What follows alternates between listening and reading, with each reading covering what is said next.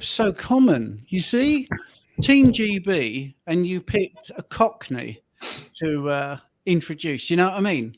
So yes, if people want to know what I really sound like, I advise you to watch Mary Poppins and look out for that brilliant accent by Dick Van Dyke, because that's what I sound like in real life.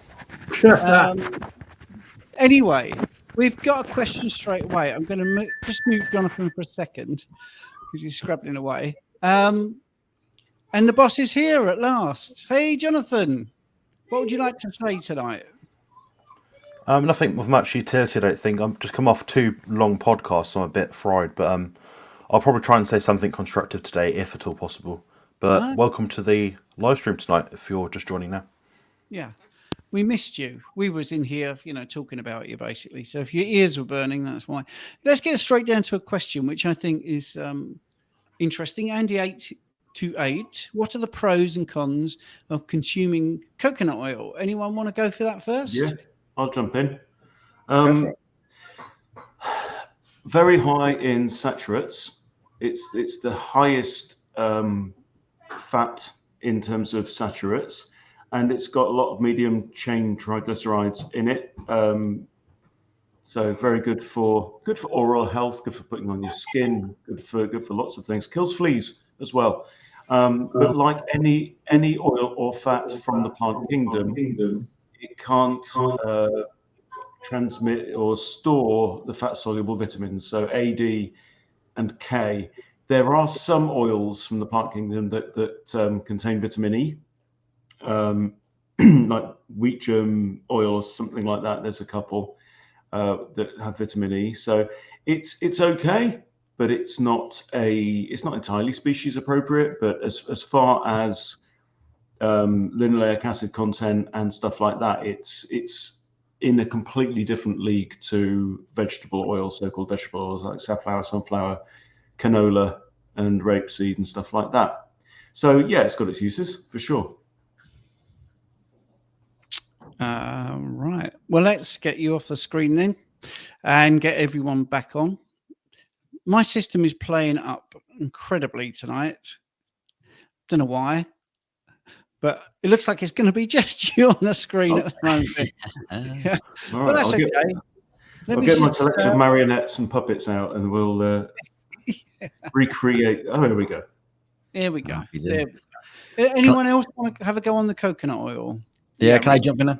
So coconut oil, it's again, it's not species appropriate per se. But what I would say is within our community, MCTs, medium chain triglycerides, can confer a benefit because of their ability to convert into ketones incredibly quickly, whether you are ketogenic or not, particularly C8. Caprylic acid. So caprylic acid is sent straight to the liver through the hepatic portal vein, and it's almost instantly converted into beta hydroxybutyrate. And again, that's whether you are ketogenic or not. Confers a benefit in regards to adaptation, because the production of BHB, or beta hydroxybutyrate, signals the body to ramp up another pathway called MCT, which is the monocarboxylate transporters and specific enzymes within the cell that allow us to utilize BHB for energy. So initially, when you begin a low-carb, ketogenic, carnivore type lifestyle, the body wastes much of the ketones because it's inefficient. So it will waste things like acetoacetate and acetone, which is what you're detecting on your breath and in the urine. And it takes months and months and months, in some cases up to 12 months, in order to adapt and have the body able to produce and utilize beta hydroxybutyrate. And what you will find when that happens is the amount of BHB in the blood becomes less and less, not because you're doing anything wrong, but because the body's more efficient. So C8 is incredibly good at energy, producing mental clarity. C8 in particular is the most antimicrobial substance available at a doctor's prescription. It's been clinically proven to improve the gut microbiome, help with intestinal permeability. It's an incredible compound. How dare I say it? It does come from plants, but if it's something I incorporated early on along my journey, and I still do. So that I've got a powder version in there, along with my exogenous ketones that I also take for various reasons that I won't go into today. But I believe saturated fats to be the healthiest.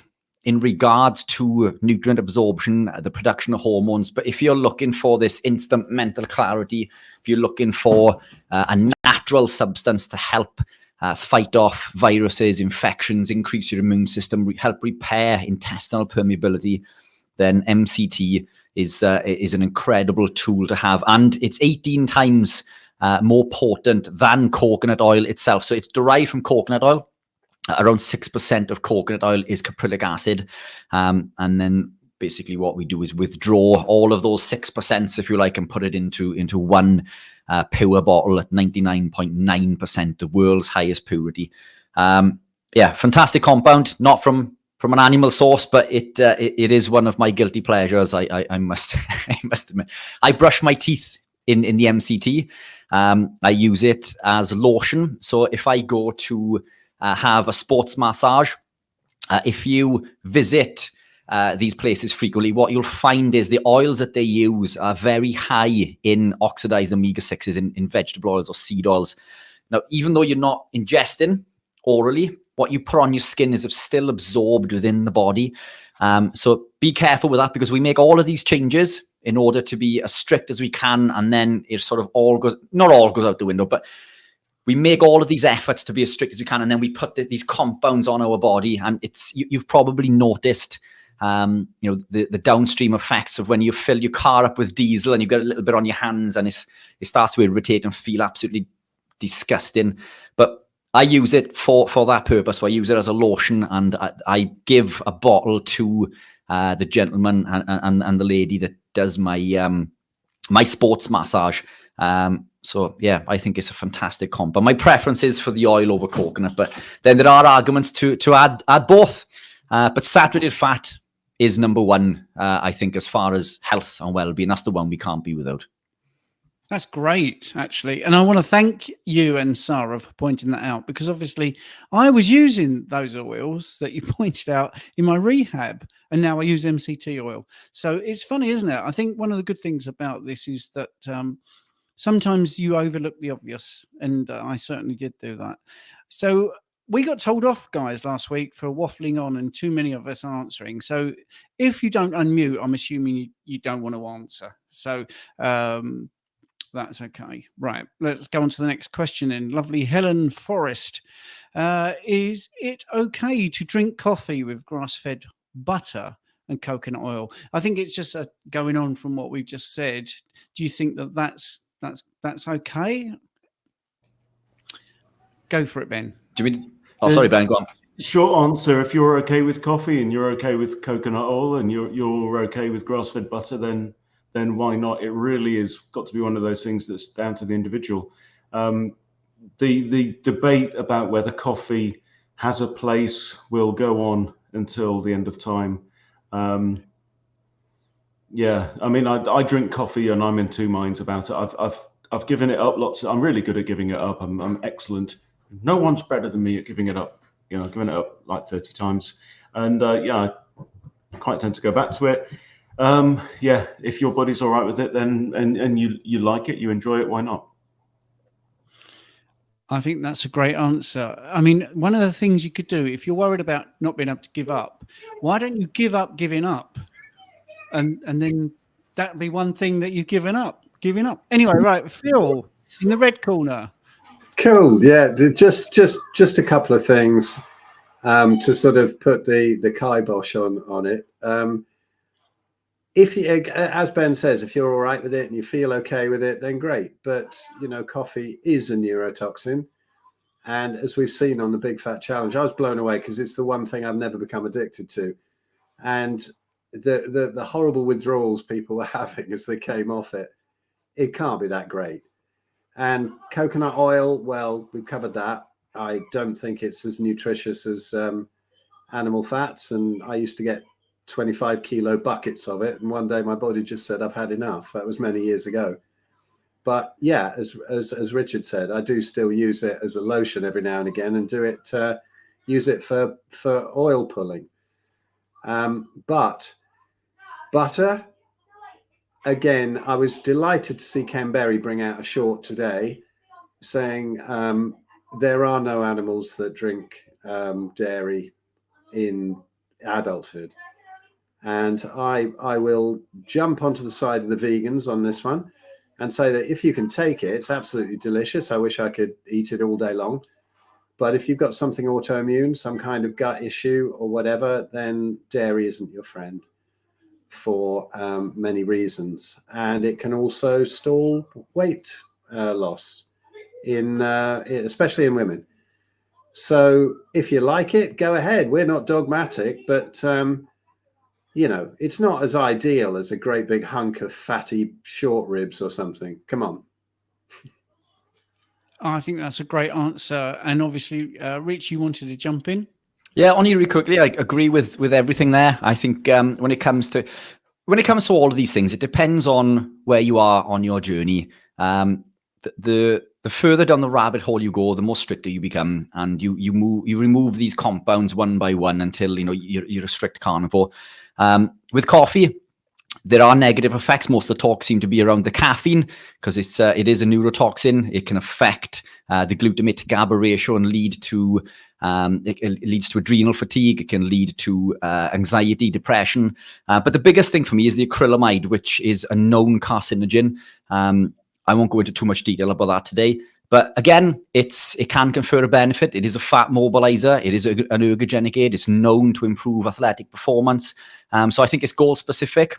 I think if you are going to the gym or you're competing, it's a fantastic tool to implement. Something I wouldn't introduce too often if you can be without it. And again, with the dairy, in an ideal world, when you begin in a journey, we're adding fat to our coffee and it's fantastic. And that's brilliant because you're exponentially fitter and healthier than you were when you were eating. There's far worse things to consume, but rightly so, it contains toxic compounds, highly addictive, casomorphine, which can lead to weight gain, as Phil said. And so it depends on where you are on your journey. Pick your poison. But what I would say with butter is if you are fasting, technically, and this is a technicality because there's loads of other avenues to look at with this, it could technically break a fast, but a C8 doesn't because it's sent straight to the hepatic portal vein to the liver. But having said that, the benefit of fasting, you could argue, is heavily negated by your body's ability to be ketogenic because all of the benefits from fasting you will elicit from being in a ketogenic state. So that's another one for a debate. It could probably last a few hours, but just my 2 pence. Yeah, that's great. A lot of 2 pence. I think since the beginning of doing Team GB, I think we've had £2 worth now. So that's good. I'm liking that.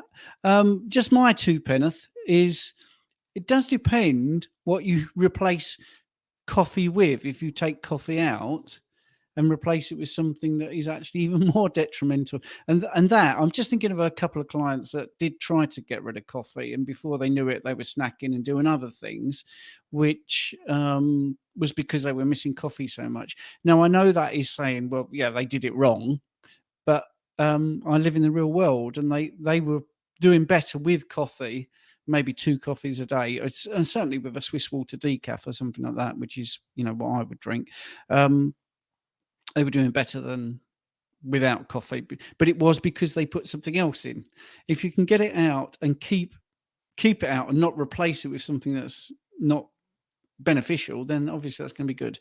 Right. And some nice questions, actually. This coconut oil stuff has really ignited people in the comments. So is there any absorption through the skin or scalp if plant oils are used as a moisturizer, specifically flaxseed oil? Who's going for that one? Yes. Jonathan. That's about it. That's all I've got to say. Right. Well, there is one coming up for Jonathan, but yes, I mean, your skin is your biggest organ. Well, my second biggest, but that was a joke, by the way. And it's porous. You can absorb things through the skin. And it is my second favorite organ. Right. Let's go on to the next one. I'm bringing the tone down. Sorry, it's Phil's job normally, but we missed it. Skin absorption is less than sticking it in your mouth. Digestion is obviously the Ben. Good God, I'm going to have to red card both of you now. It's ridiculous. It's a powerful image. But flaxseed oil also is not the worst. It's not the worst offender. It's quite high in alpha linolenic acid. It's got oleic acid, I think, as well as another one. So it's not as bad. as vegetable oils. So I wouldn't Yeah. worry overly much about that one. Yes. I think I'm getting used to the buttons. They've changed the knobs on StreamYard. There you go, Phil. Give you 3 in a row. Right. I think Jonathan might dive into this one. I'm not sure. I think Richard. Well, anyway, let's ask the question. Aaron is asking, for a guy who burns calories like a Ferrari. Wow, how fast or easy is it to put on muscle on the carnivore diet? As I've heard, this is a weight loss diet. So yeah, feel free for all. Can I just quickly jump in before Jonathan, because I was going to hand this one over to Jonathan anyway, but this is off my YouTube channel. But it's not a weight loss diet. It's a restoring your health and natural weight diet. So it will just take you to what is your natural weight with the level of exercise that you're doing at the time. So yes, it will burn fat if you need to. It will put on bone density and muscle mass if you need to, but only up to a certain point. Past that, you have to train. And on that note, I'm going to hand over to Jonathan, because he is the carnivore muscle building expert. Apparently, there's a few of us here we could probably collaborate quite well and speak on this topic. I would say, could you build as much muscle as you could naturally with a carbohydrate or mixed macronutrient diet with a carnivore diet? Yes, it'd be pretty much the same. I'd say identical if anything. You'll notice your digestion's better, your sleep's better, you assimilate food better. Sorry, I've got a little doggy here. Say hello. George. Bruce? Oh, he's gone. Anyway, sorry. Yeah, so I think it's like you said, it's a body optimization diet, and that in turn will play a part in making sure you optimize your health outcomes. I'd say in terms of muscle building, you won't be bigger than me following a carnivore diet. I promise you that. I absolutely promise you that. You won't be as big as Sean Baker following a carnivore diet. That's pretty much all there is to say to it. You're giving your body the essential nutrients, the protein and fat. You're sleeping better, you're recovering better from the workouts. And providing you train, like Phil said, that's about as much info as you can really give. I suggest you try out for yourself and see. Like kind of what Phil said as well, if you're trying to gain a lot of muscle, you're going to have to train, you're going to have to eat a lot more food. Some people, they just don't have great appetites and they end up just stuck at their genetic set point. And that is an absolute fact. There are people out there who will have a fat-free mass index. I recommend checking that out online, ffmicalculator.org. Put some stats in, it'll give you an idea or a recognizable amount of what you can achieve with training and a good diet. I think most people with a good diet and training could probably get to about 21 or 22 fat-free mass index. Beyond that, you're looking at gear, juice, PEDs, or just being very, very, very genetically gifted. So I'll probably look at finding a way to measure how good your results are and going from there. Richard might be able to chime in as well in this talk, if he's got anything to say. Yeah, I agree with everything. The one thing that I would add to that is potentially your ability would be enhanced, I believe, when carnivore. And I say this because carbohydrates do not build muscle at all, zero whatsoever. Contrary to popular belief, carbs do not build muscle. They increase muscle protein synthesis by that much. What does increase muscle protein synthesis is the co-ingestion of protein with fat, which is what we are doing when we live a carnivore lifestyle. But there are other added benefits to this. If we look at a standard bodybuilder diet, we're eating rice and potatoes and pasta along with our meat, our protein. The beauty of being carnivore is that we are not eating those foods. Now, those foods contain compounds like lectins and phytic acid, which block the absorption of things like zinc, iron, and magnesium by as much as 100%. Zinc is essential for the production of testosterone. So consuming anything with phytic acid in is absolutely counterintuitive to building muscle to the maximum capacity. The lectins bind to the microvilli. The microvilli are little fingers in our gut. And what happens is when we consume food, they bind to the microvilli and we absorb all of these nutrients. But the lectins bind to these microvilli, causing a smaller surface area. So despite consuming that big piece of steak or chicken, whatever your go-to is, less nutrients are going to be absorbed because the surface area has been massively reduced. So I would argue that a well-formulated ketogenic diet alongside a proper training regime would confer bigger benefit. But again, I bounce that back to you guys. Maybe you've got something else to add. I've got nothing to add because I think we can go on to the next question. I think that's they're brilliant answers, actually. So let's go for the next one. And what I like is, and I think this is partly to do with Phil and Ben being here, is it's carnivore and beyond, if you don't mind me stealing that phrase. So Rycam02, Richard, do you have any strategies for dealing with air pollution that you're exposed to from the steel works in Neath? But let's broaden it out to environmental things. So just what strategies do you have for dealing with air pollution? So I suppose as it's to Richard, you go first, Rich. Yeah, I mean, first of all, Neath, I'm just outside Port Talbot, which is where the steelworks are.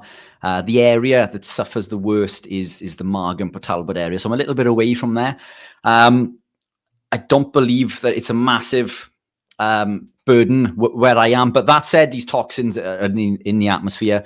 But the best way, I believe, is through our diet and lifestyle. I'm not a big believer in lots of antioxidants from plants and things which a lot of people will take to remove toxic compounds from the body are a myth. They're medications. They're not actually antioxidants, they're pro-oxidants. They activate something called the NRF2 pathway, which is an oxidative stress pathway. And what scientists see when we take these compounds is an elevation in glutathione, but glutathione has been elevated to conjugate that toxin, to excrete it from the body. So these compounds that we put in, that we believe are antioxidants, are actually pro-oxidants. There's only one compound on Earth from nature, and it comes from animals. That's a compound called astaxanthin that is a true antioxidant. But living this lifestyle is absolutely antioxidant. This anti-inflammatory. Living the lifestyle, I believe, is if you will live in a strict ketogenic carnivore lifestyle, then your body is going to be functioning to the best of its capability. I don't believe that you need to supplement with additional supplementation or medication in order to remove these compounds. I believe the body will do that for you naturally, but maybe the guys have got something else to add.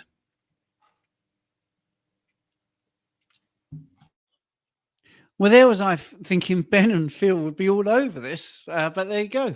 Shows what an idiot I am. So here we go to the next one. Helen, she's come back with this, and I'm including this because this is a real common thing for people that do give up coffee. And this is what she says. I could easily give up the butter. The coffee, every time I try to give up the coffee, I get terrible migraines that last weeks until I finally have another cup of coffee. And I think that is a very similar story to many people. Ben? Yeah, I don't know about migraines lasting weeks. So I mean, I've had like a 48-hour headache. But are you going cold turkey or are you weaning off? Because what might make more sense is just to make it weaker and weaker and weaker over a few days, and then finally stop it. But headaches, if you stop cold turkey, are well known. So what we tend to do is to advise people to taper it down. But yeah, generally reduce the dose, I think, is the best way. Some people can try cold turkey, and if they get the headaches, think, right, well, that didn't work. So next time, instead of having my 3 cups a day, I'll have 2 cups a day, or I won't have so much in volume, So I think that's a good way of looking at it. And slowly but surely, you'll edge yourself away from drinking that. I like this comment. This is not a question. I just like this comment. This is from Andrew Scarborough. A slap in the face isn't as bad as a kick in the nads. So, sage advice from Andrew there. His story is amazing. If we could get him on, Phil, I mean, I know you're a good friend of Andrew's. Well, logically speaking, a kick in the nads is worse than childbirth. Of course. No, because we all know, women who've given birth, and then a couple of years later they go, I might have another baby. Have you ever met a bloke who says, I could really fancy another kick in the nads? So there you go. Yeah, exactly. Same thing with kidney stones as well. I remember when I had them back in 2012, and two separate nurses said to me, I've had kidney stones and childbirth, and I can tell you kidney stones is worse. Anyway. There we go. And I've never looked forward to another one, I have to say. Yeah. But there was a question we missed up there, Stephen. It's something about macadamia nut oil. And I'll go for it. Omega 7s. I did miss it. Macadamia nuts. I've not seen it. Talking about kicks in the nuts. But yeah, well, Andrew, anytime you want to jump on, Andrew, jump on. Because story I can't find that question, but you keep going up and Matthew at 709 on mine. Yeah, I know that macadamia nuts are insanely Moorish when they're salted. Oh yeah, you're right. Yeah, great. Yes, I wonder who'd be first to spot that. Well done, Phil. That was my deliberate mistake. Well, obviously, not that I know anything about it, but I don't know. I mean, my thoughts on macadamia nuts are that my missus used to buy them, and I always found them very disappointing. I think the only really Moorish nuts are peanuts, which aren't really nuts in the first place, and everything else you're sort of trying to be healthy and eat something that isn't quite as nice as peanuts. So that's my view on macadamias. I don't think they taste very nice, and I think they're a bit of a waste of time. But anyone got anything more intelligent than that? Not really. Jonathan, yeah, let's go for it. Yeah, so I investigated this when I was running a health food shop. Everyone bought macadamia nuts. So I was like, oh, it's high in omega 7. I was like, okay, great. Is that an essential nutrient? Kind of, yeah. But can your body produce it from the cascade of omega 3 into omega 6, so on and so forth? Yes. You don't absolutely require to add that into your diet. It's kind of like the thought of, I don't know, like retinol versus, what's the other one? Beta carotene. Your body recognizes retinol. It's one that it uses. Beta carotene isn't absolutely essential. The body will convert, like I said, omega 3 and 6 up the chain. So omega 3, technically speaking, is the only omega 3 acid you actually need. So I investigated this because I was like, how many products am I actually selling which are absolutely useless out here? And macadamia nuts and omega 7 were absolutely 2 of them. So there we go. Cool. I was expecting Rich to chime in there, but okay. Yeah. Really quickly, I will jump in. Look, I've taken up way too much of the stage, but just to add to that, macadamia nut is lectin free. So I would argue it's probably one of the better of the nuts to consume. Peanut butter is high in mycotoxins and phytic acid and lectins. Macadamia nut at least is lectin free, so you're not going to get that damage to the intestines. So it's not going to cause intestinal permeability. So it's probably the lesser of two evils. But in an ideal world, I'd keep it out. It was a major part of my diet when I was transitioning. I used to love nut butter. I used to eat buckets of the stuff. Started with peanut, and then it went to hazelnut, and then became macadamia, and now it's no nut. So lesser of two evils, but I think ideally, to come away from all nut butters completely, or nut oils even. Yeah, I think one of the things that shines through all of this is whenever it's not animal based, there's always provisos. It's probably all right if you don't have that much, or if and I think in the end, this is a carnivore team GB, so we can quite categorically say that if you can dump all that stuff, you're probably going to be better in the long run. So the next question here, unless I've missed one, DC. Oh, nice picture of Groucho Marx there, and he said Karl Marx. Anyway, what is your opinion? Is the problem with people who can't digest rendered fats? Yeah, Jonathan, go for it, man. Yeah, it's to do with a hydrolysis reaction. So some people might have not upregulated the enzyme need to break down rendered fats. So that's why they might absorb it better, digest it better. It doesn't run straight through them if they actually take in fats which are in a whole form. So, for example, we'd be looking at beef fat, unadulterated, uncooked, unprocessed, versus beef tallow or beef dripping. Some people get issues with other fats as well. I seem to get issues with MCT oil when it's in the liquid form, but I don't get the same kind of experience when it's in the solid form, which is bizarre. But I can actually use Richard's product, which is an MCT powder, and that doesn't give me any digestive issues whatsoever. I can actually absorb that. So it seems to be an enzymatic process rather than an absolute intolerance or allergy. So I think it's certainly possible for people to actually upregulate the enzymes need to break it down, assuming they have a good liver function. But I think Richard will probably know a bit more about this one if he's got anything to say. I think you've covered everything, and nothing to add really. But thanks for the shout out. It's the powder is a fantastic alternative if you do struggle. Many people struggle with the oil initially. We've gone from this environment of not consuming fats to overindulging sometimes, isn't it? But the powder is definitely well accepted within the body. But no, I agree completely. Yeah, and I think, Richard, don't worry about if you're on more than everybody else. Firstly, then they're not unmuting their mic. And, you know, if it's about electrolytes and the production of electrolytes, you're the man. I mean, you know, and if it's reversing arthritis, then Phil's going to have a lot to say. It's just the way it is. That's the whole point of the panel, I think, for each one of us to chime in, you know, and if you just want a stupid remark that makes nobody laugh except myself, then that's me. Right, so here we go. Let's have a Can I do a quick one on the oil? I mean, the rendered fats thing I've seen in people, and you know, to see the sort of science of it is pretty interesting. I've just seen it in people with some sort of compromised gallbladder issues sometimes, but a lot of people get around it with just slicing up some good beef fat and not rendering it into tallow. And you think you have to go totally raw carnivore. Some people have gone raw carnivore because of that issue, but raw beef fat is actually pretty good. And you can just take a slice of that, like you'd slice a bit off the butter and put it onto a cooked steak, for example, if you're trying to up the fats without going for the rendered ones. And I've seen that work wonders with people as well. So that's all I got. Yeah, that's cool. Tom J just really making a comment on something here. Phil, there is a short video by Tom Laris showing animals drinking milk from different animal species straight from the teat. Give that a look. Yeah, I've heard about this and I've seen examples of this. And yeah, it can happen, but how often does it happen?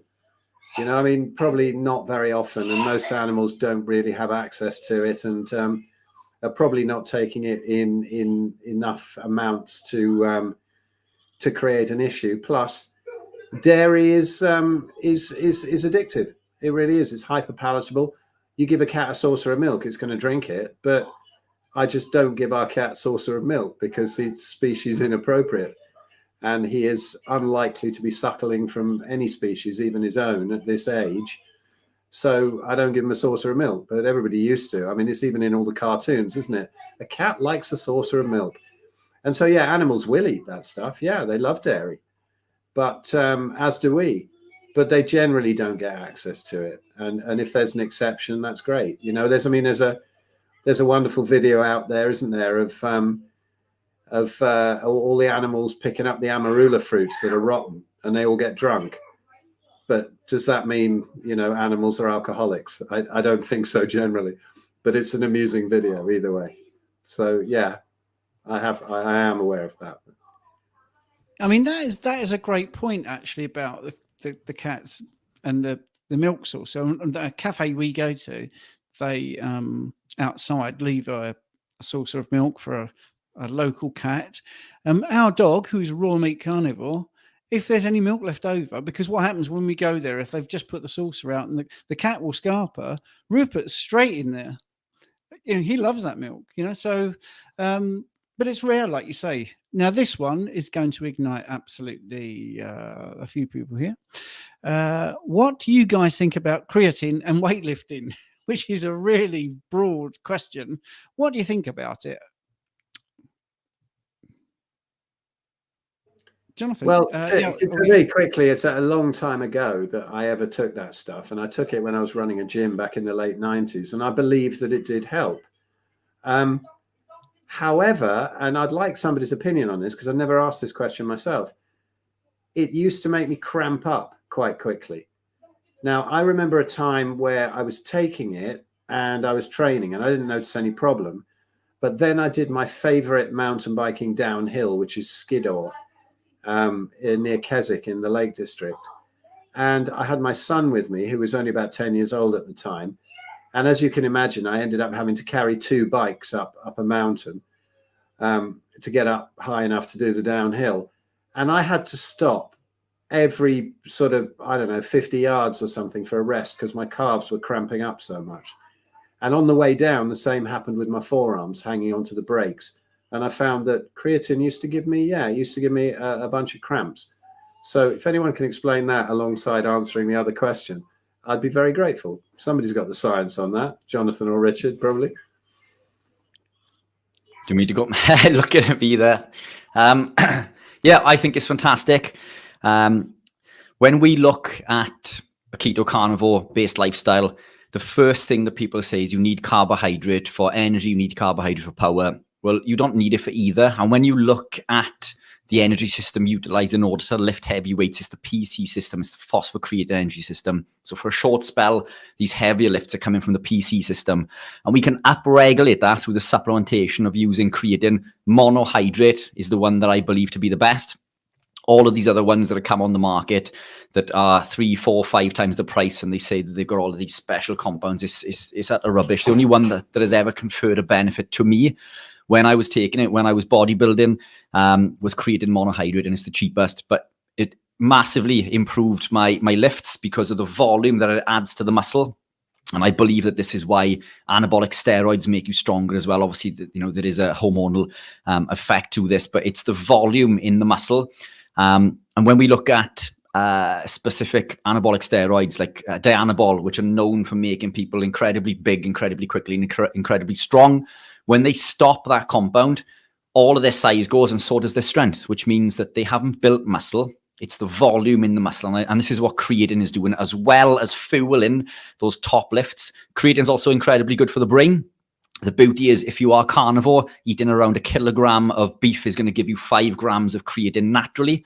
I've practiced and experimented with supplementing with all sorts of ranges from 5 grams up to 25 grams per day. What I found was optimal for me was 5 grams pre-training, anytime pre-training, or 5 grams post-training. It massively improved my physique, give me a much harder, drier look. Essential for competing as well. I found it an incredible tool, but it's really good for the brain. I'm a big fan of creatine, but as Phil said, since I have been cycling and running, I've had to take it out due to cramps. So it's my lower back cramps up incredibly quickly on creatine. I think it's to do with the calcium to magnesium ratio. This is what causes cramps typically. Many people will supplement with more magnesium if they're cramping, but what a lot of people are doing is they're ingesting more calcium. So calcium excites the muscle, and then magnesium calms it down. And we need both. We need both within the muscle, within the cell, in order to create that contraction. But in society, we consume lots and lots of calcium. But if we look at nature and we look at the ratio of electrolytes found in beef and all sorts of other animals, with the exception of things like eggs and milk, because these are designed to feed animals from birth or to grow animals, we see that the highest is in fact potassium. That's about 4 times higher than sodium. And then we drop right the way down to magnesium and calcium, which are almost on par with each other, depending on the source of the meat. But as a society, we supplement with calcium to no end because we believe that it confers a benefit. But supplementation of calcium will increase or can increase risk of cardiovascular disease by as much as 15%. And even consuming from natural sources over 700 milligrams per day. And if you were to look at the food that you eat, even on a carnivore-based lifestyle, we can comfortably hit 300 to 500 milligrams without adding in any milk or excess cheese. This is why, coming back to Phil's point earlier, excess milk and cheese is not preferenced if you are looking for optimal health. The overconsumption of calcium, I think, can be detrimental. And yes, we can negate some through the supplementation of calcium, but only from a cramping perspective. But it's not as nature intended. So I was going to go off on something else there, but I've lost my trail of thought. So. More creatine. Let's talk about creatine again, shall we, guys? That was useful talk there. It definitely makes sense in terms of like the sodium potassium pump and cell volumizing. I think the dose optimally for most people is between 5 and 10 grams per day. I believe you can supplement it whenever you want. It doesn't matter when you take it. What I found myself is when I seem to be saturated with creatine in my muscle cells, it seems that I end up urinating a lot.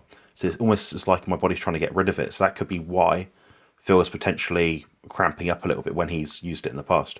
Now, sometimes I'll use maybe 5 gram scoop of it, creatine monohydrate, like Richard said. around training or around any given day when I'm not eating much meat, particularly red meat such as beef.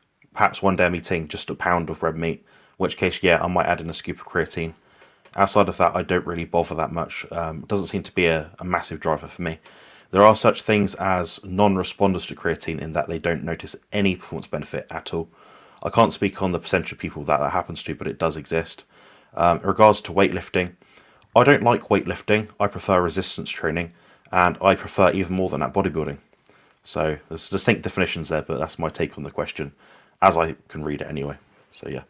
Yeah, spot on. I thought about the urination sort of part of creatine, but then it's holding water in the muscle, which would lead to believe that it's, you know, you're depleting the water, or, you know, from somewhere else. But it's a confusing one. But it definitely causes cramping for me. If I wasn't doing long distance cycling and running, I would be supplementing with creatine. And if you were not doing those, as Andrew has put in the comments, it's incredibly good for the brain.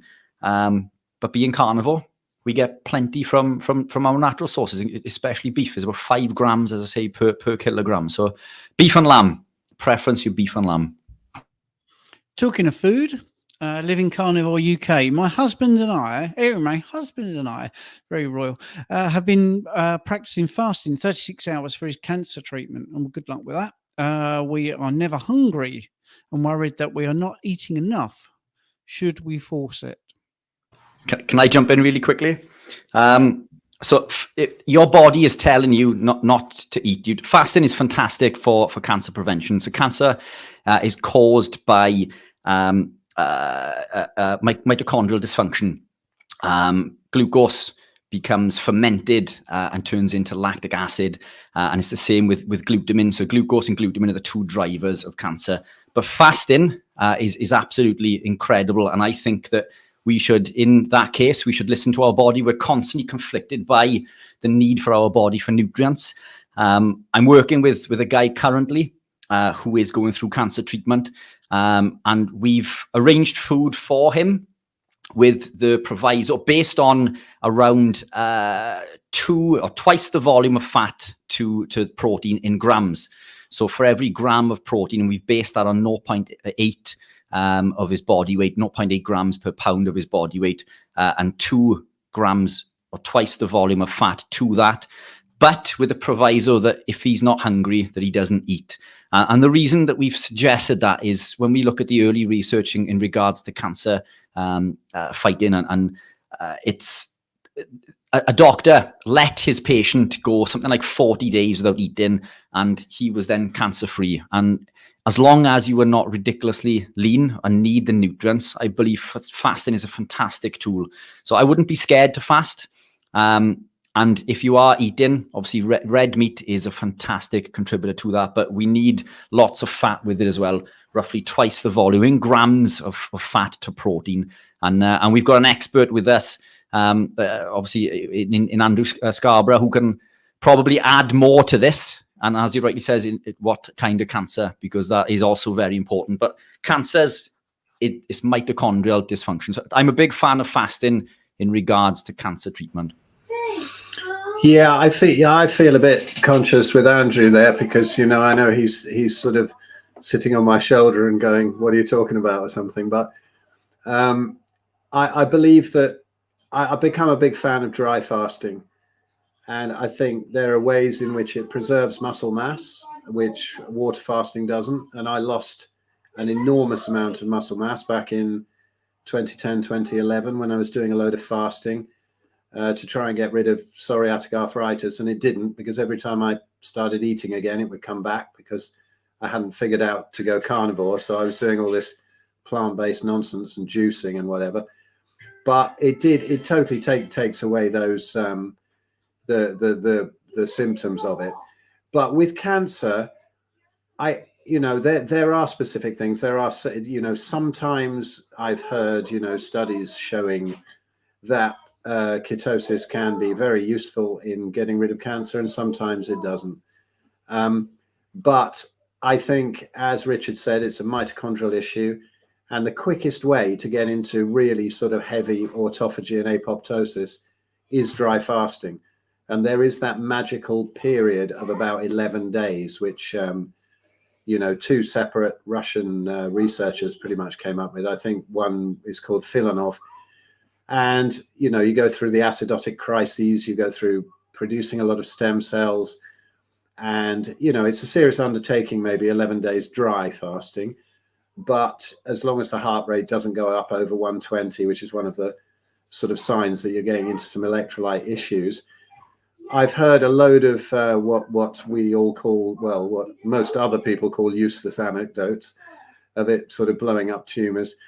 But another interesting one was a guy that we met on our 2019 Carnivore conference in Spain. And he was there because he had done, he's been hiding away in Dublin. He's an Australian guy, been hiding away in Dublin for many years, fixing people's cancer and keeping his head below the parapet in case, you know, he ends up face down in a swimming pool or something, because, you know, the drug lords don't really like it when people end up reversing cancer. But he was doing a program of 3 days fasting, 1 day feasting, 3 days fasting, 1 day feasting, and having incredible results with that. But he found out that when he was doing that program, putting people on that program, the feasting day on the fourth day, 1, 2, 3, 4, was even more effective if it was carnivore. And so he was getting people to go through that cycle until the tumors had blown up. And that was kind of an interesting approach, I thought. As far as I know, he was doing water fasting in between, but I wonder if it might be more effective to do like a day or two of dry fasting and then a big sort of fatty carnivore feast. I don't know. It's a fascinating area. Lots of people have found success with cancer with different approaches, but I think fasting is a huge one, particularly dry fasting can be extremely useful for getting the body to sort of mop up all the cells which have some problem, you know, the sort of cysts, tumors, whatever. It's a very, very quick way there. Excellent. Rich, I know you've been on a lot. Just a quick question. Richard, you mentioned about setting up a mail order meat service with your butcher. How's that going? Do you know when you will be able to start this? Yes, I'll pop a link in the comments. That is set up. It's from a company in Wales. It's all grass-fed, grass-finished, top quality, all sorts of beef. I'm working with them to bring out a better line because they obviously they're uneducated in the means of quality of meats and stuff, and a lot of their stuff is lean, which isn't ideal for us.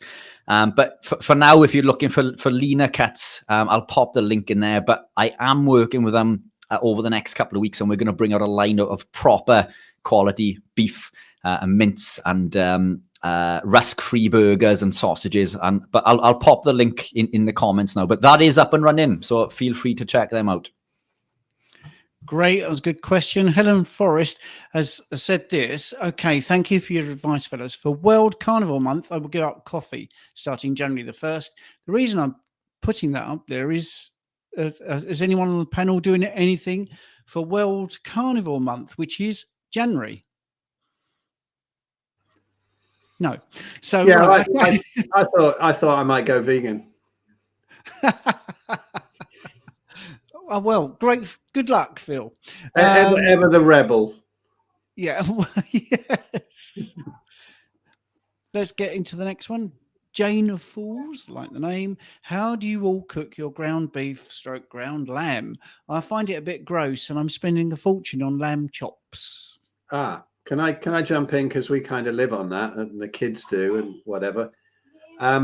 Well, I find that ground lamb, it's, you know, some salt and some white pepper and put it in a burger press and grill it or fry it or put it in an air fryer, and it makes beautiful burgers.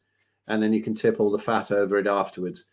But if you're just talking about frying up the ground beef or ground lamb, what I like to do is I put a bunch of tallow in first, fry it up with some salt and a little bit of white pepper. But then what really makes it is like a ladle full of bone broth. And so then it turns it, because it can be a little bit dry and a little bit cloying, depending on the fat content, obviously, of the lamb or the beef, and a bit boring.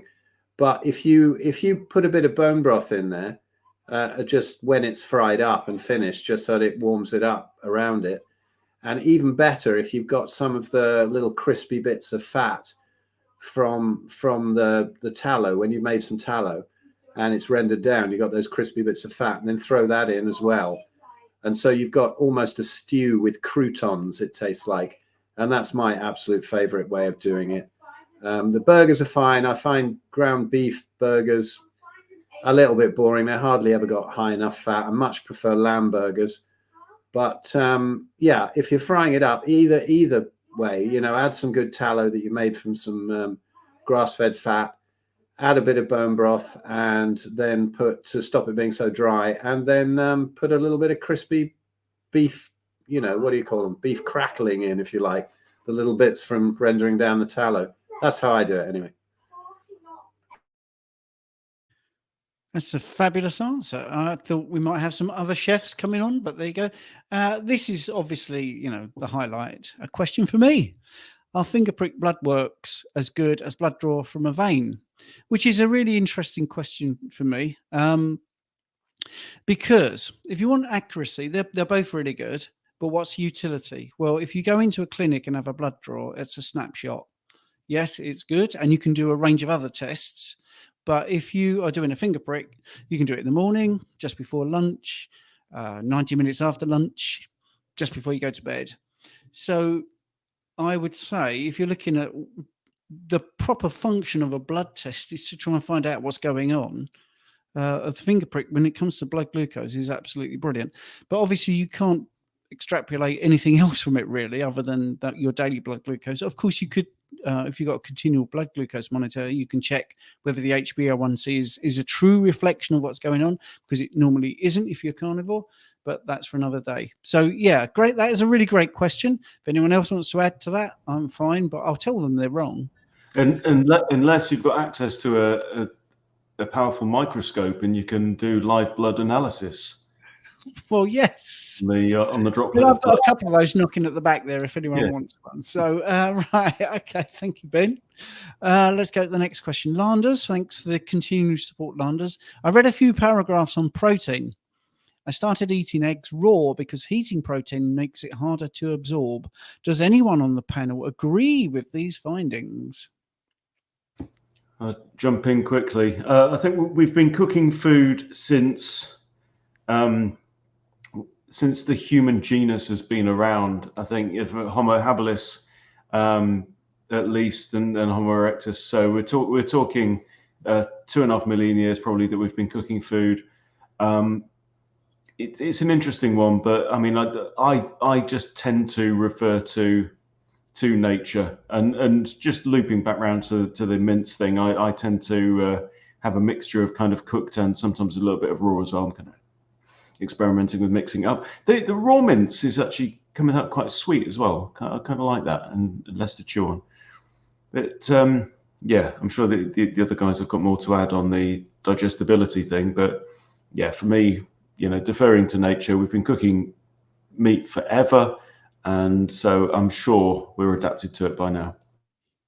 Yeah, I'd like to add, sorry, Jonathan, I've got a very brief thing.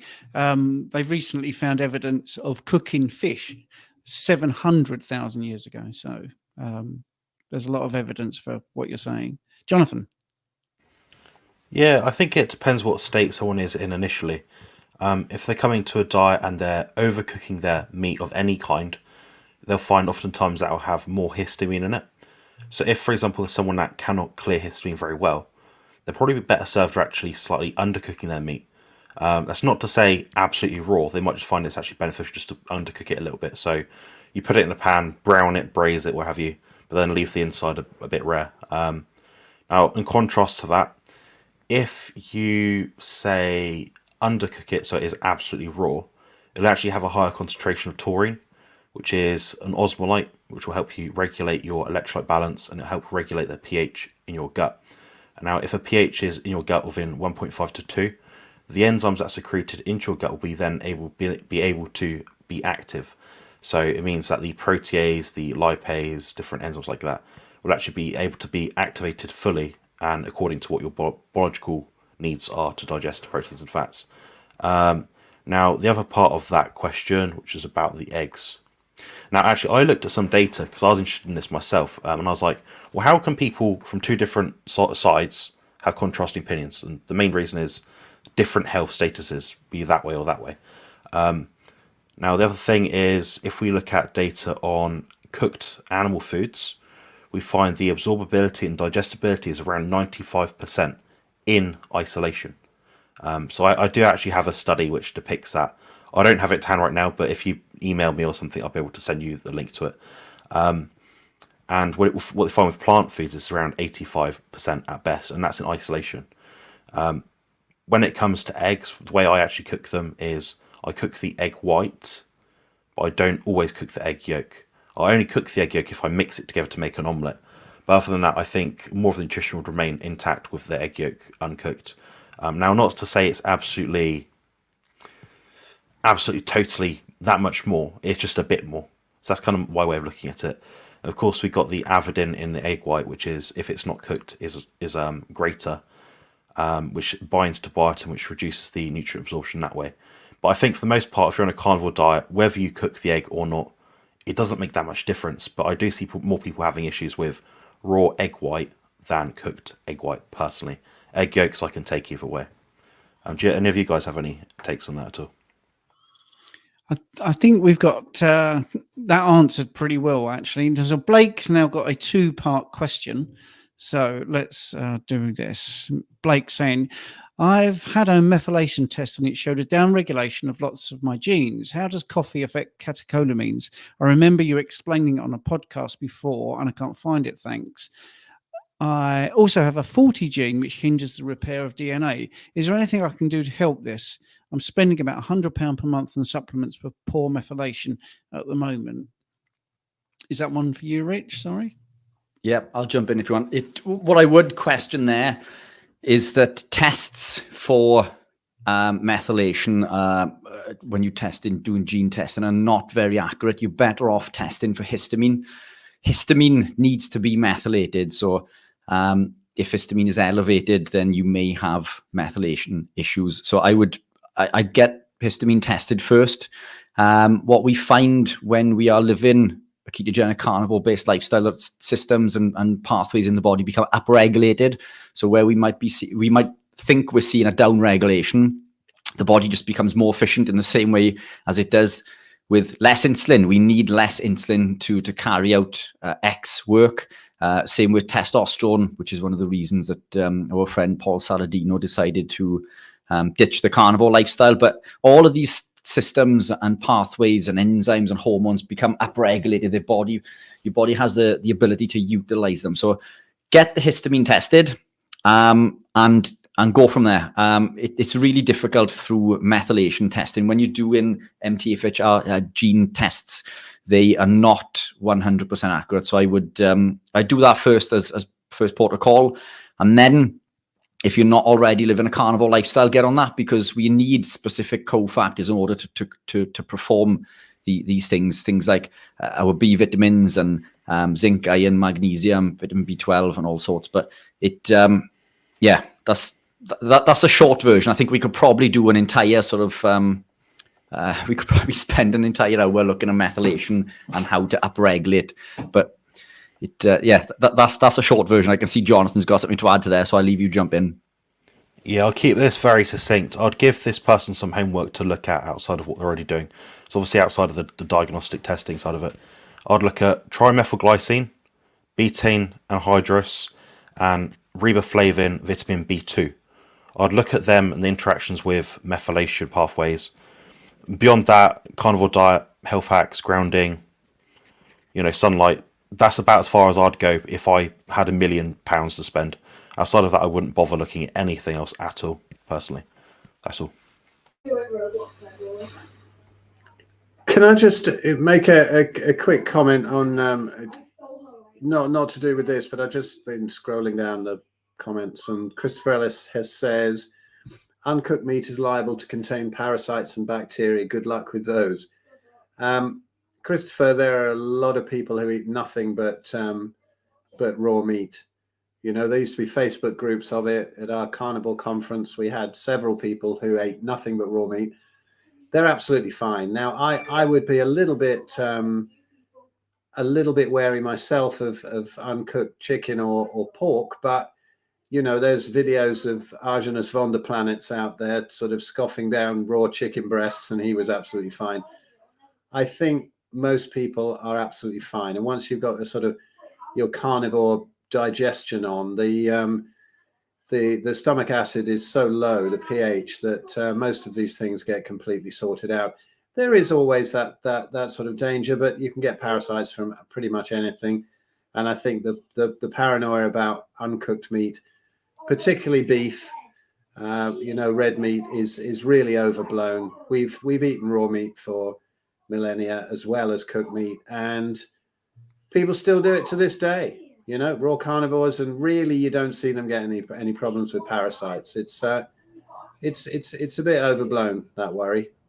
Yeah, absolutely. And I remember coming on your big fat challenge and giving you all the stats, because I don't know if you remember that, Phil. The FDA were looking at parasites, and now you've got to remember this is the FDA who want to find things, all right? And I will give them credit. They did reveal that they looked at 28,000 different meat samples, I think from 14 or 12 different sources, and they found parasites in 0.0004%.